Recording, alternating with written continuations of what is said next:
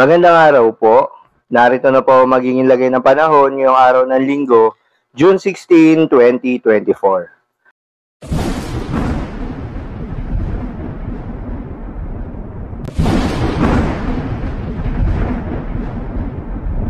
Sa kasalukuyan na tayo sa pag-asa, bahagyang humina itong southwest monsoon o hanging habagat dahil dito medyo mababawasan rin yung mga apektadong lugar na makakaranas ng maulap na kalangitan na may kalat-kalat na mga pagulan at pagkidlat pagkulog. Kaya naman for the next 24 hours, buong bansa kabilang na Metro Manila ay makakaranas ng mainit at malinsangan na panahon. Generally fair weather condition, ibig sabihin nito, mainit na panahon ang mararanasan, ngunit hindi pa rin inaalis yung mga posibilidad ng mga late afternoon to evening na mga rain showers and thunderstorms. Gayunpaman, pinakamaapektuhan pa rin itong southwest monsoon o hanging habagat ay yung western section ng Southern Luzon at Visayas.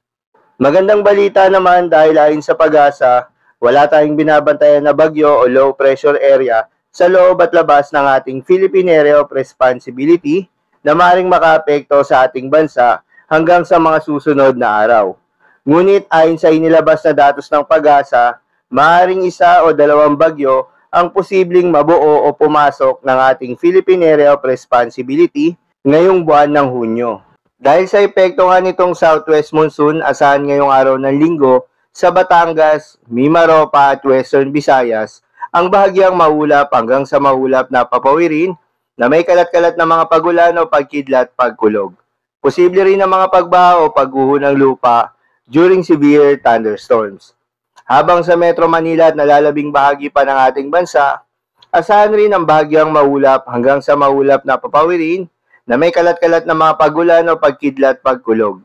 Dulot naman yan ng mga localized thunderstorms. Posible rin ang mga pagbaha o pagguho ng lupa during severe thunderstorms. Madalas nabobuo ang mga thunderstorms sa ito tuwing hapon o gabi na maaaring magtagal ng 1 hanggang 2 oras. Ingat sa mga posibleng pagbaha o pagguho ng lupa during severe thunderstorms. Ugaliin rin na magdala ng payong pananggalang sa mainit na araw at posibleng pag-ulan sa hapon o sa gabi. Para naman sa lagay ng mga dagat baybayin, ayon sa pag-asa ay wala namang nakataas na gale warning sa anumang seaboards ng ating bansa. Kaya naman malayang makakapamalaot yung mga kababayan nating mangingisda at yung may mga maliliit na sasakyang pandagat. Asahan ang banayad hanggang sa katamtaman ng mga pag-alon. Ngunit iba yung pag-iingat pa rin lalo na kung meron tayong offshore thunderstorm activity.